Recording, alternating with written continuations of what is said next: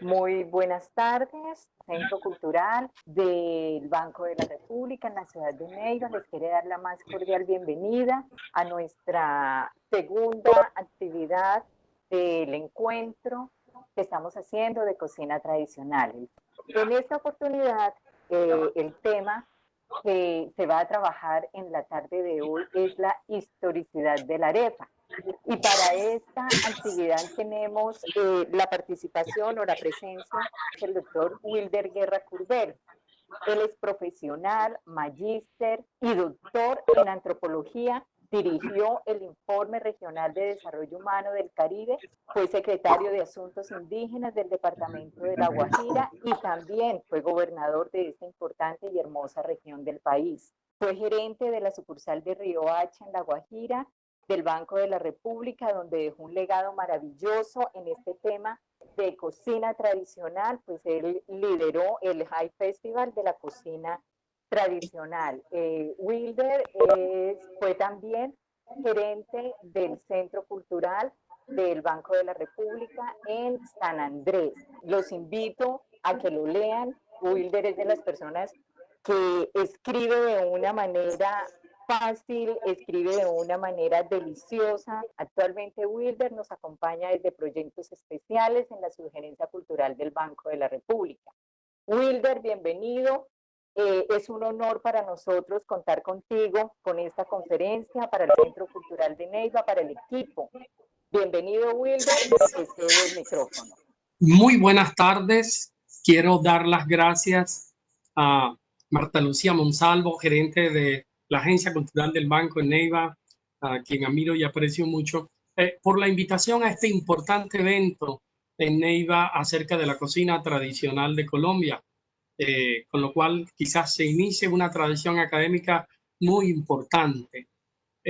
Hoy vamos a hablar de la arepa, ese importante alimento prehispánico que tiene tanto arraigo en muchas partes del continente y especialmente en el norte de Sudamérica. Y vamos a hablar acerca de ella desde algunos aspectos de su historia, muy especialmente desde la región Caribe, de la cual formo parte de la cual soy oriundo, y por dado lo extenso que es el horizonte de la arepa en América.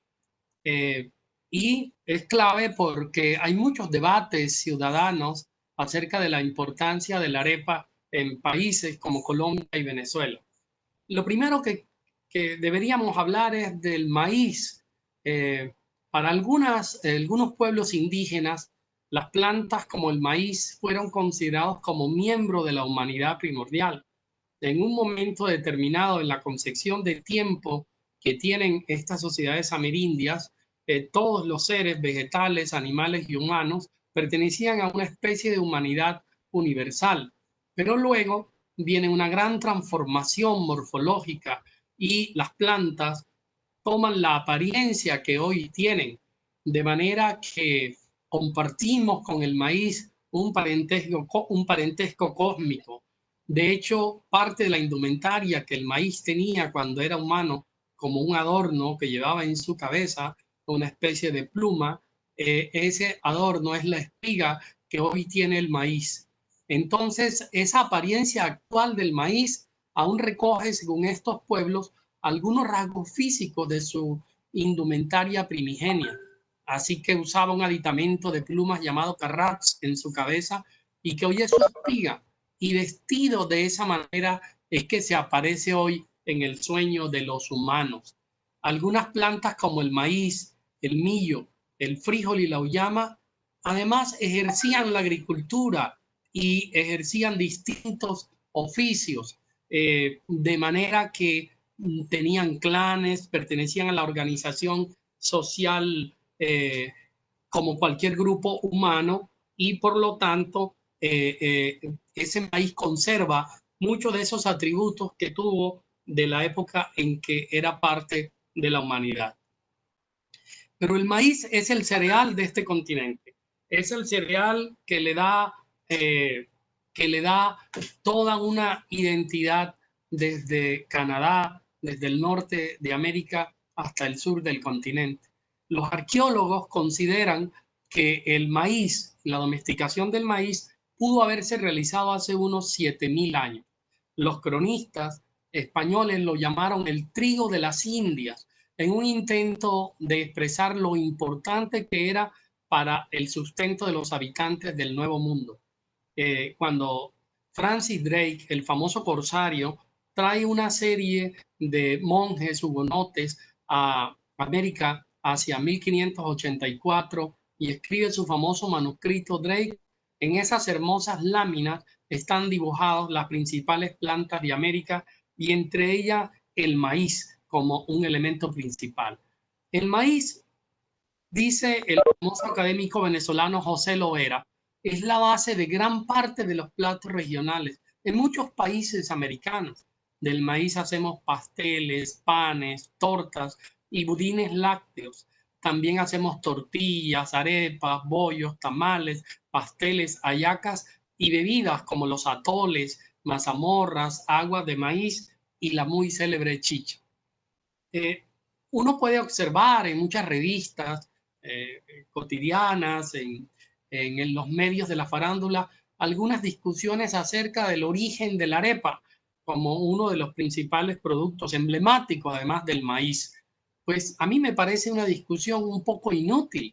En primer lugar, porque la arepa es una preparación prehispánica que es anterior a la existencia de todas las repúblicas de este continente. La arepa no puede ser ni panameña o de Ecuador o de Venezuela o de Colombia, porque es anterior a la existencia de estas repúblicas. Repúblicas que además estuvieran unidas en un momento de la historia bajo una sola bandera, bajo una sola institucionalidad, como es el caso entre Colombia y Venezuela entre 1819 y 1830. El horizonte actual de la arepa es amplio, aunque no se le llame como tal. Todavía recuerdo en una visita al mercado de Guadalajara haber ido a comer birria de chivo en la plaza del mercado y me lo sirvieron con gorditas que son de alguna manera resultados de amasijos del maíz, primos hermanos o quizás una otra forma de llamar a la arepa. Igual las pupusas de Centroamérica, y hoy vemos que el horizonte de la arepa es amplio. Se consume en las Antillas holandesas, donde no tendría nada que extrañarse, dado que eran pueblos arawak los que habitaron, los caquetíos, esos territorios, y se ha expandido a la Florida en Estados Unidos y a las propias Islas Canarias españolas. En Colombia, la arepa ocupa un lugar fundamental en distintas áreas del Caribe y de los Andes. Departamentos como Antioquia, Boyacá, los Santanderes y otras regiones del país tienen a la arepa como un elemento básico de su alimentación cotidiana. Las técnicas de preparación de la arepa van a variar de una región a otra, enriqueciendo la diversidad. La arepa entonces no pertenece ni a un país determinado ni a un departamento determinado. Una de las cosas importantes en la cocina tradicional colombiana, tan rica y tan diversa, es que evitemos los estereotipos. Tenemos el deber de rebelarnos contra los estereotipos. Frases como el ajiaco es bogotano o la arepa es de tal departamento no son ciertas. Además, la diversidad inmensa en el continente de estas preparaciones que son anteriores a la República, pues es indudablemente parte de ese patrimonio culinario tan importante de América. Yo quiero hablarles de un viajero que viene de lo que hoy es Italia, llamado Galeotto Sei. Galeotto Sei es un primo pobre de los Medici y hace una obra maravillosa, El viaje y descripción de las Indias. Galeotto Sei estuvo en América en los años de 1539 y 1553. En ese periodo recorre Santo Domingo, La Guajira, Venezuela, Tunja, los llanos, y es un observador minucioso. Tiene una mirada cínica fascinante, no está interesado en hacer una apología del cristianismo, no está interesado en hacer las grandes crónicas para los reyes de España, sino que es un observador detallado. que se detiene a mirar cómo se preparan los alimentos, cuáles son los artefactos que usan. Y por eso su obra es tan importante para el estudio de la cocina y de la alimentación en América. Él se refiere, además, porque dibuja, su obra tiene dibujos, dibuja artefactos, cereales, semillas, frutos y tubérculos. Y él, en un momento dado en su obra, hace esta descripción. Hacen otra suerte de pan a modo de tortillas, de un dedo de grueso, redondas y grandes como un plato a la francesa, o poco más o menos, y las ponen a cocer en una tortera bajo el fuego, untándola con grasa para que no se peguen, volteándolas hasta que estén cocidas por ambos lados. Y a esta clase llaman arepas y algunos fetteguas. José de Acosta, que es otro de los grandes cronistas hispanos, tiene también descripciones acerca de la arepa en el siglo XVI. Y cuando se refiere a esta preparación, dice, el pan de los indios es el maíz. Cómenlo comúnmente cocido, así en grano y caliente, que ellos llaman mote. Algunas veces lo comen tostado. Hay maíz redondo y grueso, que lo comen españoles por golosina, tostado, y tiene mejor sabor que los garbanzos tostados. Otro modo de comerle, más regalado, es moliendo el maíz y haciendo de su harina masas, y de ellas unas tortillas que se ponen al fuego, y así calientes se ponen a la mesa y se comen. En algunas partes las llaman arepas. Esto lo escribe en su Historia Natural y Moral de las Indias.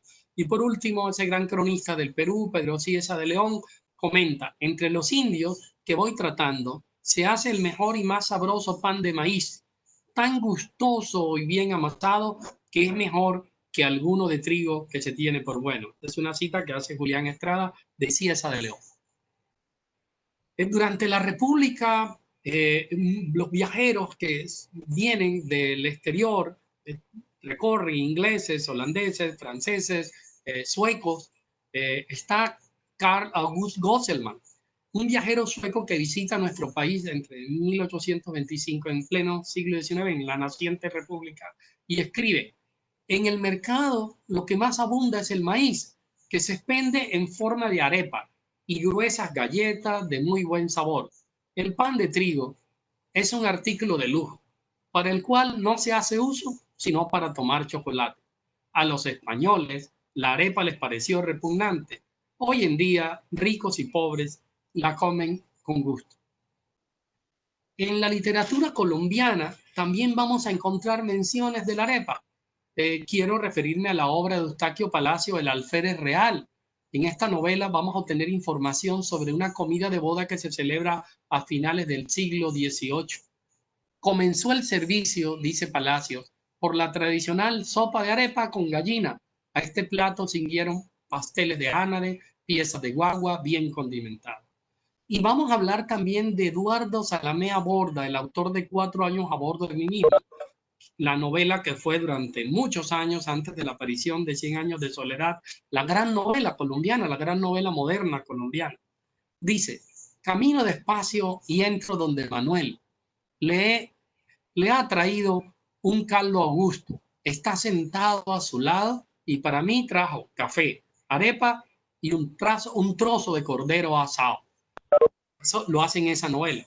Pero vamos a referirnos también a nuestro premio Nobel, a Gabriel García Márquez, cuyos antepasados por línea materna son guajiros, pero que se crió, nació en Aracataca.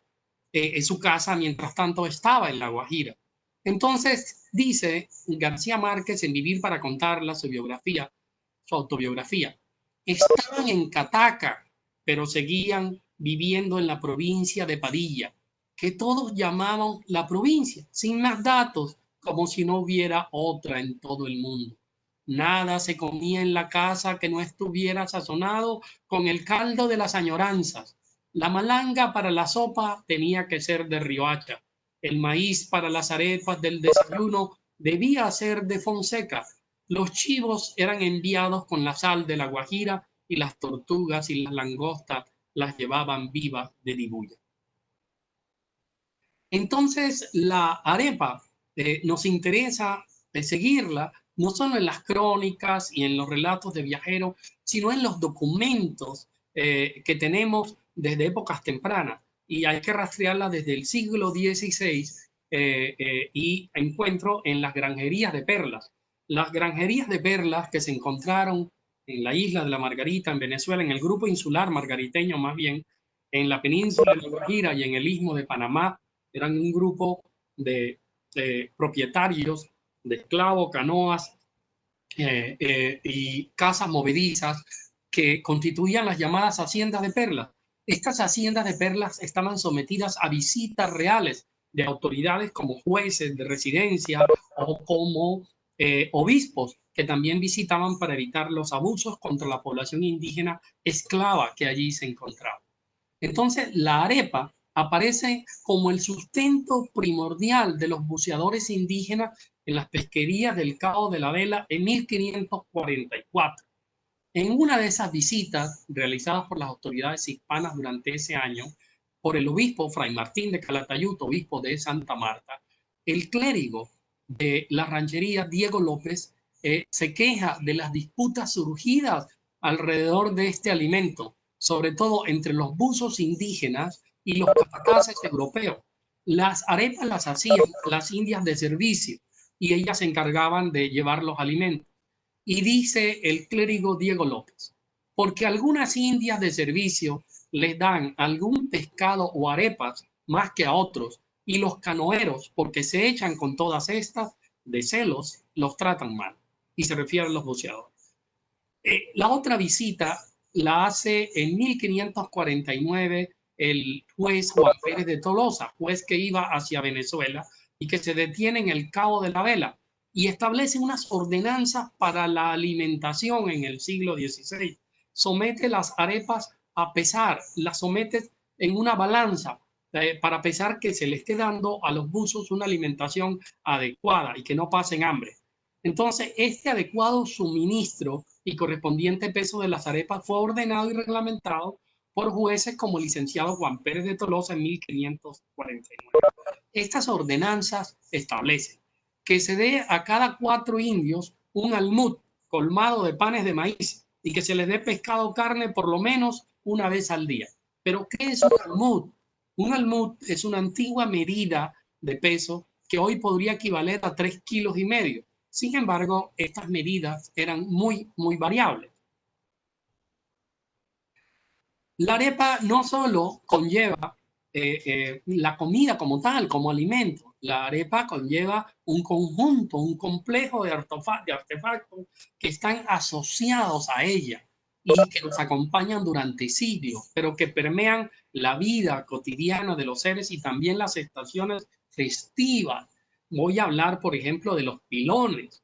Los pilones donde se pilaba el maíz, además con un movimiento rítmico de esas mujeres que le quitaban toda la cáscara al maíz y de la cual era necesario para poder hacer los bollos, arepas, la chicha, el agua de maíz, van a generar, y lo vamos a ver después, bailes, danza. Están las bateas en las cuales se amasa la arepa.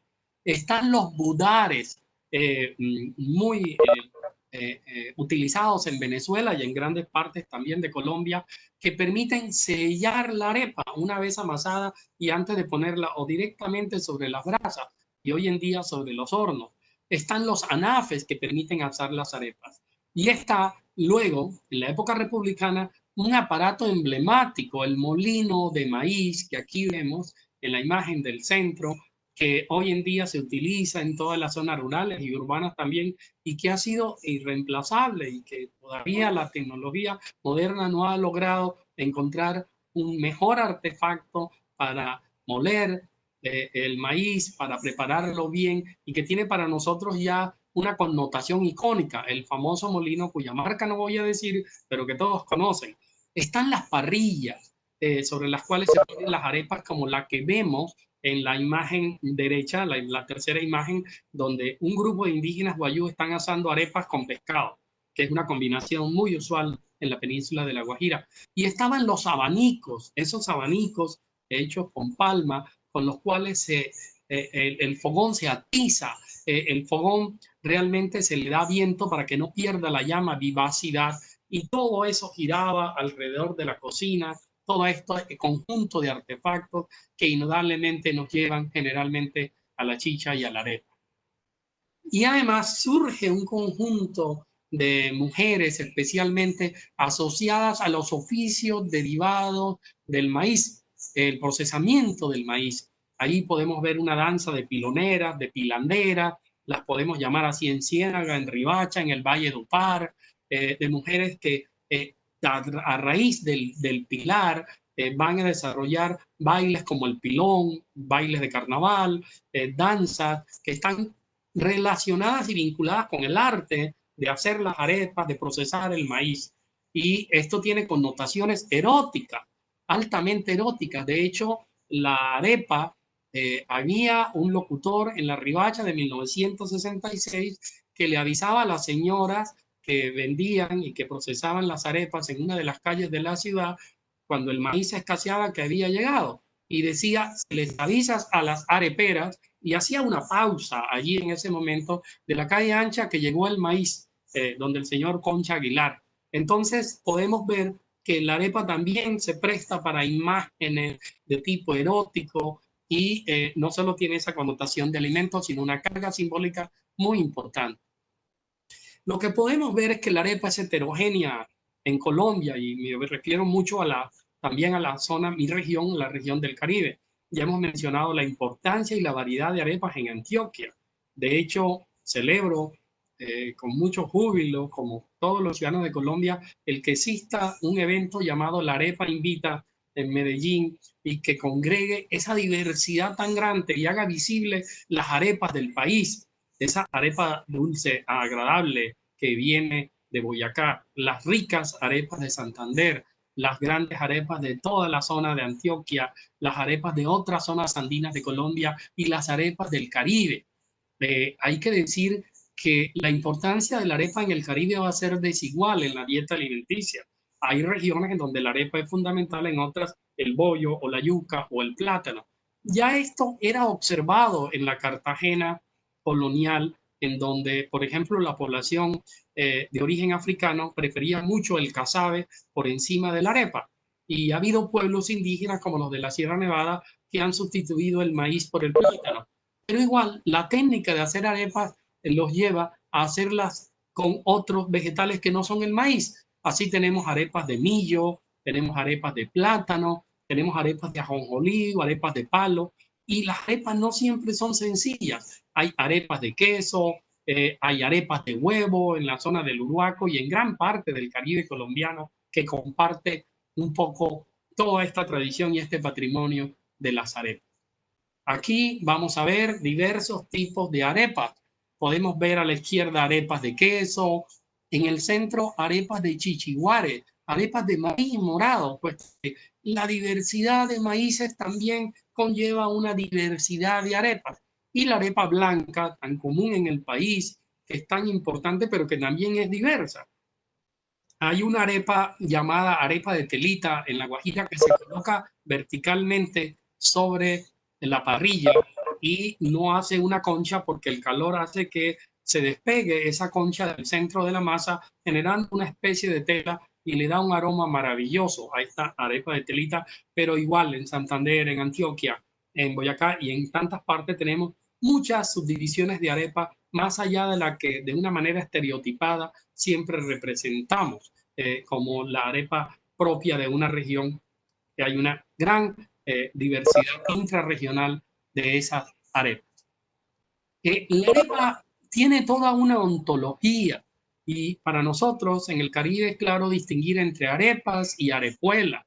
La arepa de huevo, por decirlo así, que está extendida en gran parte del Caribe, son arepas de un maíz, de una masa más gruesa en que el huevo está entero. Pero la arepuela se puede dividir entre las arepuelas sencillas, las que no tienen huevos, todas se fríen, puesto que hay arepas asadas, horneadas, cocidas y fritas.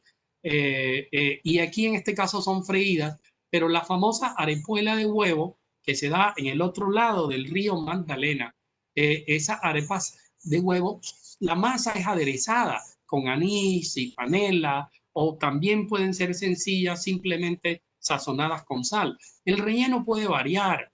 Algunas arepuelas son de salpicón de pescado, por ejemplo, y tienen huevo y salpicón de pescado. En Cartagena es famosa la empanada de huevo, que es la arepa no ya con huevo solamente, sino también con carne molida.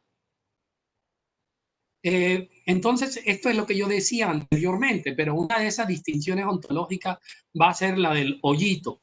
Las arepuelas tenían hoyitos, un agujero por la cual las señoras que las fabricaban, para dejarlas escurrir, las insertaban en una varilla metálica en la cual podían perder el aceite y ser comibles. Las arepas conllevan toda una gramática. Las cocinas en general tienen una gramática. Las arepas o las cocinas regionales son como las lenguas. Tienen un vigoroso carácter comunicativo, muy sensorial. Solo con lo visual ya uno podría ver lo crocante que puede estar una arepa, lo atrayente, su aroma con el olfato. De manera que ellas están cargadas de símbolos y estos símbolos a través de convenciones transmiten enriquecedoras cargas de sentido. Por eso las cocinas tienen una gramática. Los sabores y texturas y sus combinaciones son como los acentos en las lenguas y comunican un mensaje inteligible para el comensal.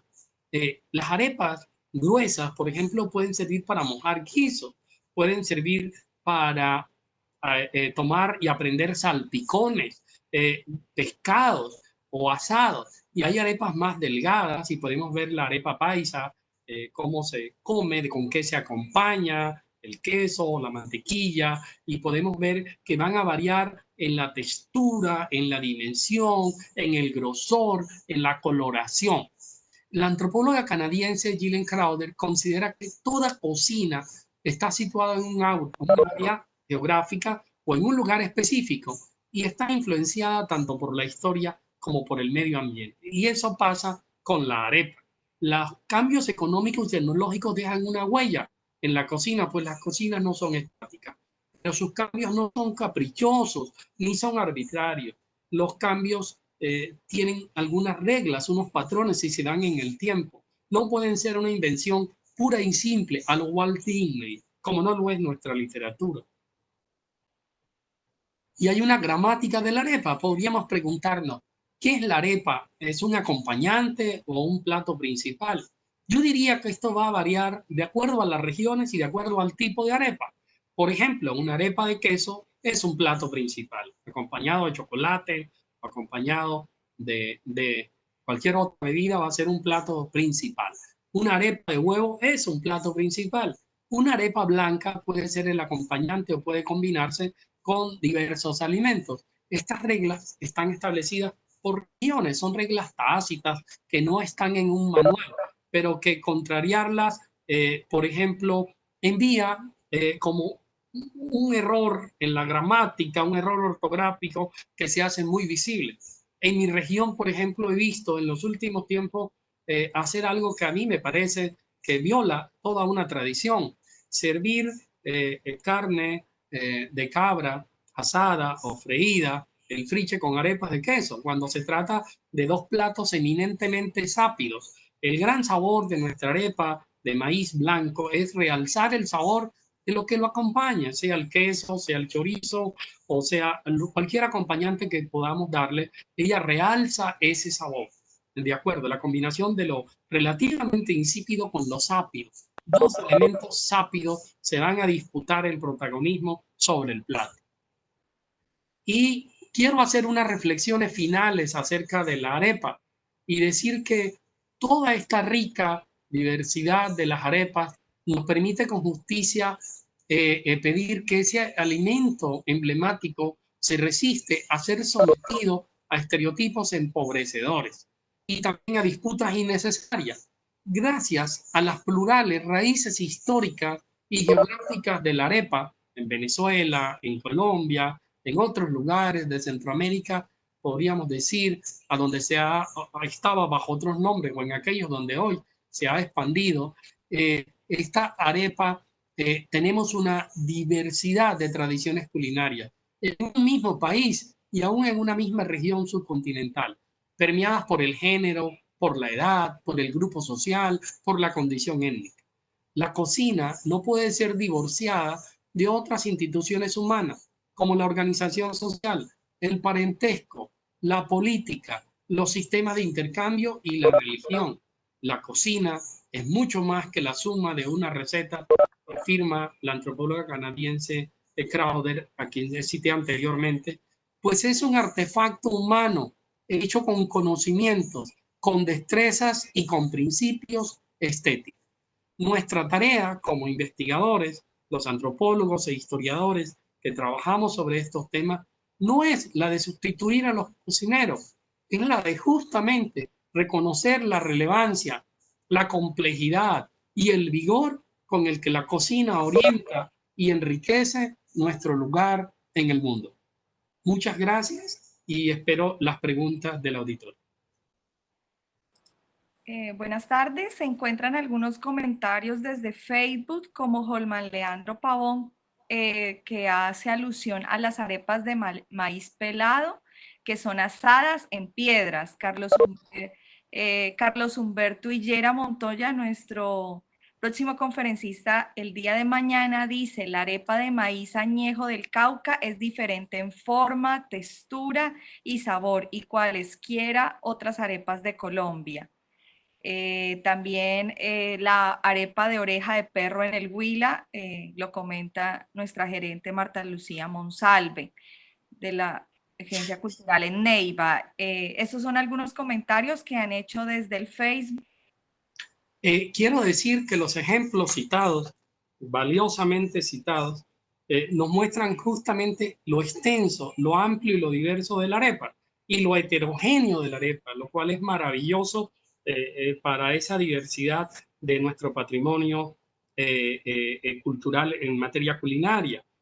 Por supuesto, yo estoy seguro que un inventario grande de la arepa, las cuales algunos han presentado y se han dado números como 75 arepas en Colombia, es muchos más, son muchos más, porque en muchas regiones hay diversidades, departamentos y en áreas relativamente pequeñas de estas arepas, y es importantísimo que la valoración de la arepa nos lleve al estudio de sus taxonomías, de sus ontologías, de sus diversas formas de preparación y por supuesto que estos ejemplos lo que hacen es validar mucho los argumentos de la importancia y el arraigo que desde tiempos prehispánicos tiene la arepa y cómo cada región tiene técnicas particulares, comparten algunos rasgos, como el tema del maíz, pero en la singularidad de la preparación y del conjunto de artefactos que la rodean a la arepa hacen resaltar mucho más la importancia de este alimento emblemático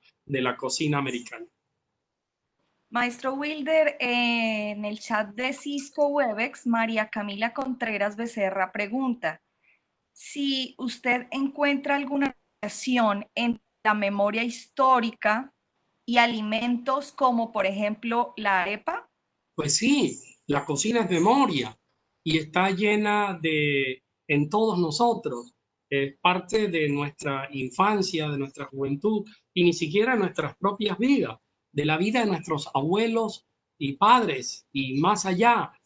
La arepa está en la memoria, codificada y guardada no solo bajo la forma de recuerdos y experiencias vivenciales, de experiencias vitales, sino reflejada en todo un mundo de texturas, de envoltorios, de formas de transporte, de hornos, de estos elementos de cultura material que predije, pero también está en la música.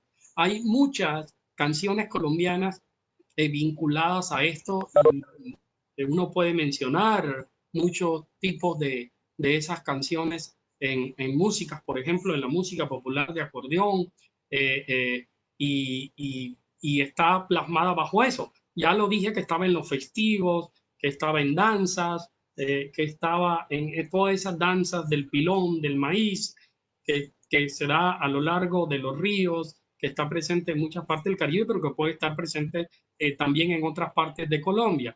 La gran tarea es justamente desde las regiones, ensanchar el conocimiento que tenemos de estas arepas y también registrar y codificar todas esas memorias alrededor de la arepa. Una tarea vasta que todavía, yo diría, a pesar de grandes trabajos, del papel de José Loera y de otras grandes figuras, del propio Julián Estrada en Colombia y de autores como Antonio Montaña y otros, muchos más que han trabajado sobre el tema de las arepas y todos los amasijos, es un trabajo grande por hacer. Es un quehacer profundo, siempre dirigido a eliminar los estereotipos.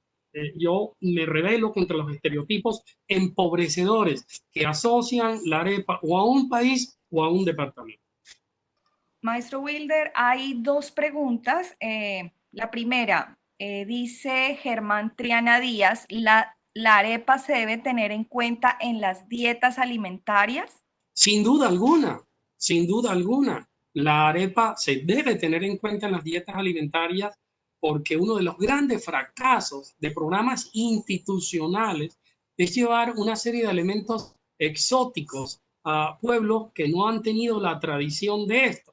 Yo recuerdo alguna vez, por ejemplo, que se le puede donar a un pueblo indígena harina de trigo y resulta que ese tipo de harinas aparece vendido en el mercado y entonces hay toda una serie de sanciones, medios de comunicación sobre esto, pero la verdad es que no forma parte de su tradición. Preferiría darle maíz y las personas que tienen la gran tradición del maíz, que en este caso afortunadamente en Colombia somos la gran mayoría de los colombianos, sabremos perfectamente aprovecharla y no solo aprovecharla en lo nutritivo, sino degustarla en algo que se llama el júbilo culinario, que la felicidad también llega a través de la cocina. La cocina no solo es memoria, historia, sino también son estados anímicos de exaltación, que tiene picos, que tiene momentos de éxtasis, que son fabulosos cuando estamos ante una comida bien preparada. Y si esa comida evoca la memoria, nuestra experiencia y trayectoria vital, pero está ligada a cánones de estéticas gustativas que tenemos profundamente arraigadas, pues por supuesto que va a ser mejor. Yo creo que no podemos separar ni reemplazar a la arepa tan colombiana porque sería quitarnos algo de la esencia misma de nuestro ser. Desde Facebook, Sofía Suárez pregunta, ¿de qué regiones de Colombia son típicas las arepuelas? La arepuela la podemos encontrar en todo el Caribe, pero quiero contar una anécdota. Alguna vez siendo jurado de un premio nacional de cocinas tradicionales en Colombia, fue una bella anciana boyacense y en la entrevista que le hacíamos, que además ganó el plato, la sopa de chorote, en la entrevista que le hacíamos, que estaba Ramiro Delgado y el doctor José Loera, todo erudito, yo estaba honorablemente acompañado de dos figuras a las cuales admiro y respeto muchísimo. La señora espontáneamente nos habló de las arepuelas. A mí me pareció maravilloso. Las arepuelas no necesariamente tienen que ser freídas, como es en el Caribe, pero ella en Boyacá tenía clara la noción de la arepuela como una especie de arepa. Miren lo hermoso del término, más ligera o más liviana, o que tiene otras características, y ella nos hablaba de eso, lo que quiere decir que el término arepuela estaba más difundido más allá de la región Caribe en muchas zonas rurales del país. Hoy en día la arepuela se conserva sencilla desde toda la zona de la banda izquierda del río Magdalena. Perdonen que nosotros, los nativos de esa región, distinguimos un poco entre la banda izquierda del río Magdalena y la banda derecha. Los que somos del Magdalena Grande, en donde está Santa Marta, Riohacha, el Valle de Upar, y obviamente las otras ciudades como Cartagena, Montería, Sincelejo. Barranquilla está un poco en el centro de las dos subregiones. Entonces se va a encontrar, es común la arepuela sencilla, de maní, añejada o aderezada con panela y anís en grano, y también la va a encontrar la sencilla en la banda derecha del río Magdalena, en el Magdalena Grande, pero aquí va a encontrar la arepuela de huevo, que es propia de esta región y que García Márquez en una entrevista que hizo en la revista Coralive hace muchas décadas establecía la diferencia entre la arepa de huevo y la arepuela de huevo. Andrés Camilo Triana pregunta, así como conocemos las arepas tradicionales y sus preparaciones, ¿cómo la plasmarían en una nueva cocina como es la vanguardista? Bueno, yo quiero decir que en países como Venezuela, que tienen una larga, inmensa tradición de la arepa y que con mucha razón vindican el patrimonio de la arepa como algo ligado a su identidad nacional desde mucho tiempo y desde hace décadas, este país que además de una profunda raíz indígena tuvo también una alta migración europea, portugueses, italianos, españoles, empezó a combinar y a rellenar las arepas con jamón, con queso amarillo, quesos europeos, con salami, con huevos, chicharrones, empezó a hacer sus famosas arepas rellenas que son hoy emblemáticas de la cocina venezolana y que se han expandido por todo el mundo. Con esos hermanos venezolanos con los cuales nos une la gran tradición de la arepa, ellos diríamos que fueron los primeros en asomarse un poco a esas posibles combinaciones que hoy son tradicionales ya, pero que ellos abrieron ese tipo de fronteras de poder rellenar la arepa y combinarla y competir incluso con ese tipo de alimentos, de productos, con otros, como la hamburguesa, qué sé yo, el sándwich, haciendo algo muy americano y enriqueciéndolo con elementos generalmente de origen europeo. De manera que sí hay, y claro, la arepa está abierta a la innovación y siempre será importante la innovación, entendiendo también que muchas técnicas y muchos alimentos nuestros pueden combinarse con otras. No obstante, yo sí les quiero decir a los jóvenes e investigadores de la cocina que la innovación no es la invención pura, arbitraria y simple.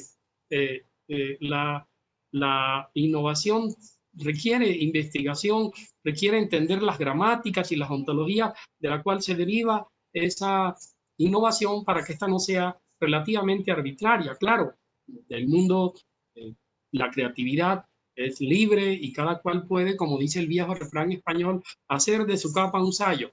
Pero de todas maneras es muy importante que veamos que la arepa también ha tenido cambios. Y quiero señalar uno, dado a la mitad del siglo XX, la introducción de la arepa precocida, de esa arepa que en Venezuela se dio ese gran salto de una harina industrializada que hicieron y que hoy en día se come en muchos lugares del mundo, esta harina que venden en los supermercados, cuyo nombre emblemático es muy conocido, pero que fue un salto que permitió también para zonas donde difícilmente para acceder y preparar las arepas en zonas muy urbanas.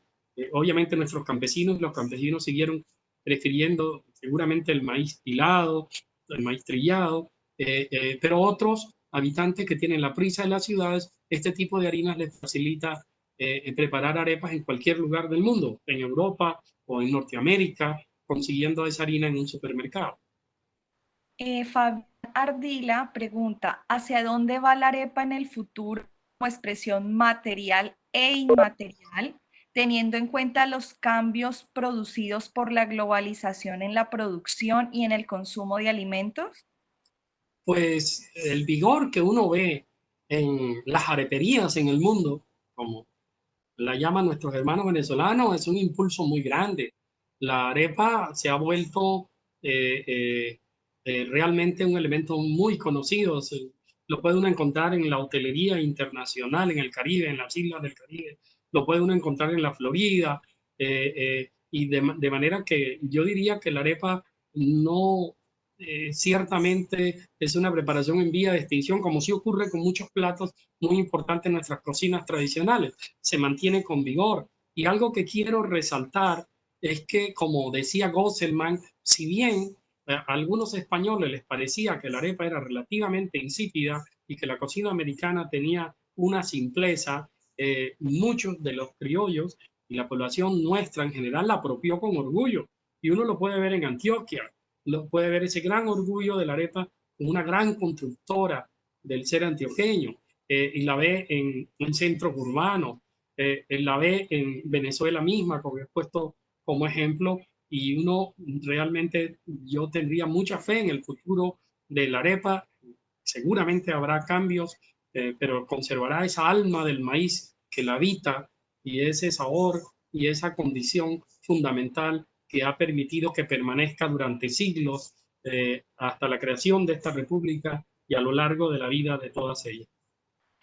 El señor Holman Leandro Pavón desde Facebook solicita si es posible que usted pueda hablar nuevamente un poco sobre de dónde proviene el nombre arepa. Bueno, los venezolanos han dicho que la palabra arepa viene del término arepa, de la lengua cumanagoto. Cumanagotos estaban un poco en el oriente de Venezuela. Realmente yo no puedo ni descalificar ni validar esta afirmación. Lo que yo quiero decir es que hay muchas lenguas indígenas en el contacto con la población española. Y, por ejemplo, el Gran Caribe, todo el Caribe, va a tener una gran población de pueblos arawak, de la familia lingüística arawak. Y voy a mencionar varios. Los taínos, los caquetíos, que habitaban las islas de los gigantes, Aruba, Bonaire, Curazao, y también la península de Paraguaná en Venezuela. Los guayú, que ocupan la península en las dos repúblicas, hablaban lenguas arawak, de manera que uno va a encontrar que muchas palabras de origen indígena realmente podrían no pertenecer a un grupo indígena específico, sino más a una familia lingüística extendida, más amplia, que le daba un horizonte más grande. Por otro lado, estos pueblos podían tener lenguas francas, eran comunidades multilingües, y hay soldados como Esteban Martín, quien viene de Venezuela en 1531, viene de Coro y va a estar hasta Santander, pasa por La Guajira, va a estar en gran parte del país, recorre el río Cesar, y él hace traducciones, y soldados como Esteban Martín se comunicaron en 1534 en lengua arawak, en caquetío, como una especie de lengua franca. De manera que antes que situar fechas precisas o nombres precisos de donde puede venir una palabra, yo creo que tenemos que fijarnos más en grupos lingüísticos más extensos, más amplios, que ocupaban grandes áreas del continente, en la cual un término para un alimento o para, por ejemplo, un artefacto como canoa, canoa entró al español en Guayuna y se dice anúa, pudo provenir de allí, pero pudo provenir también del caquetío, que era arawak, igual que el Guayuna, o igual con los taínos, que estaban en las Antillas Mayores. Así que yo lo vería más en una visión de macro región que de puntos específicos. Lo que sí quiero también decir es que la toponimia es fundamental y también nos puede ayudar. Por ejemplo, el maíz cariaco viene el nombre de la región de Cariaco en Venezuela. Ese maíz morado que está allí, esa región de Cariaco, va a ser clave para identificar un tipo de maíz que probablemente se producía mucho en esa región y que la hace distintiva. Entonces, la toponimia nos puede ayudar también en eso, pero yo propondría poner la discusión en unos términos más elásticos y más amplios. El señor Jorge Fidel pregunta, ¿cómo podríamos pensar en la relación o diferenciación entre las arepas y los casabes? Lo pregunto porque conozco técnicas de arepa parecidas a las de un casabe de yuca. Bueno, es una pregunta muy interesante porque las arepas y el casabe fueron pilares de la alimentación realmente, tanto en época prehispánica como en la época colonial. Grandes regiones ribereñas y regiones geográficas de estos países se alimentaban de arepa y de casabe. El casabe ha ido perdiendo terreno frente a las arepas. Salamé Aborda nos habla en su novela 4 años a bordo de mí mismo de casaberas y de todos los artefactos que se utilizaban en las tiendas del Caribe para guardar y vender el casabe en las tiendas. Hoy en día, mientras la arepa se expande, el casabe se reduce dolorosamente, pero ambos tienen orígenes distintos, ¿no? No olvidemos que el casabe viene ligado de la yuca y la yuca tiene diversidades porque tenemos la yuca dulce, pero tenemos la yuca brava, que tiene ácido prúsico y que tenía que ser procesada para eliminar ese contenido venenoso de ella, mientras que la yuca dulce podría consumirse directamente al cocer o asar. Entonces, sí, aunque puedan parecerse, tienen raíces, tanto botánicas como también distintos. Sí, hacer arepas puede volverse una técnica y uno lo puede aplicar al plátano, como lo hemos visto lo puede aplicar al millo, lo puede aplicar a otro tipo de vegetales, incluido la ajonjolí. Pero yo diría que el casabe tiene una tradición y una dimensión arqueológica, histórica, muy importante, tanto como la tiene la arepa, y tienen tradiciones muy particulares, aunque en algún sentido se mezclen en las regiones americanas. Abrimos el micrófono para una o dos preguntas. De pronto, si alguna de las personas quiere comentarnos algo, quiere preguntarle algo al doctor Wilder, ya para finalizar. Gracias, buenas tardes. Mi nombre es Alexander Rojas. Doctor Wilder, mucho gusto. Gracias a esta oportunidad tan maravillosa de conocer todo ese maravilloso mundo de la cocina. Nosotros somos de Talco, una empresa huilense, nacida de la estrategia Cena Fondo Emprender, que se especializó en el tema de fabricación de estufas ecoeficientes. Hoy más que nunca, escuchándolos a ustedes, les veo y reconozco que todas esas técnicas, preparaciones, sabores, olores, utensilios que forman parte finalmente de ese patrimonio cultural de los pueblos y que finalmente los identifica, los hace únicos. Hemos estado trabajando, doctor Wilder, en desarrollar precisamente estufas eficientes para cocción con leña que permitan conservar lo mejor de la identidad culinaria. Obviamente, siendo muy respetuosos ahora con el tema de la salud de los usuarios, especialmente familias rurales, procurando preservar la riqueza de nuestros bosques y el cuidado del medio ambiente.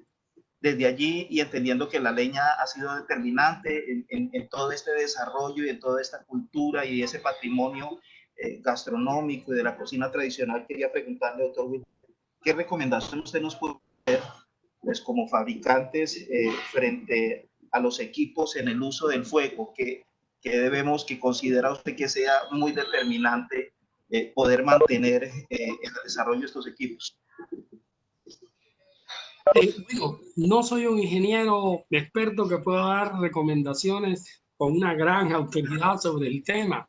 Yo lo que valoro es que una empresa y una industria esté pensando en un alimento tan emblemático como la arepa. Uno de los grandes problemas que tienen las cocinas tradicionales en el país es la subvaloración que le otorgamos a los productos nacionales, a nuestros alimentos, y cuando los comparamos con alimentos europeos, hay una mentalidad todavía subyacente que la colonia y la creación de la República no ha logrado quitar, y es que en la valoración de muchos de algunos ciudadanos, los productos europeos siempre serán superiores a los productos americanos.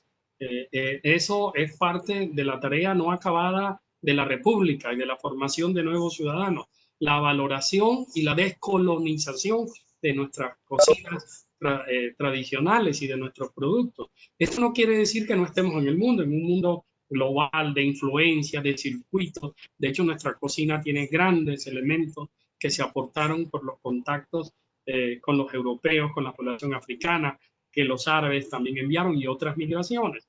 Eso la hace muy particular, pero también valorar lo nuestro. Y me alegra que ustedes estén pensando en eso y que estén pensando en la arepa.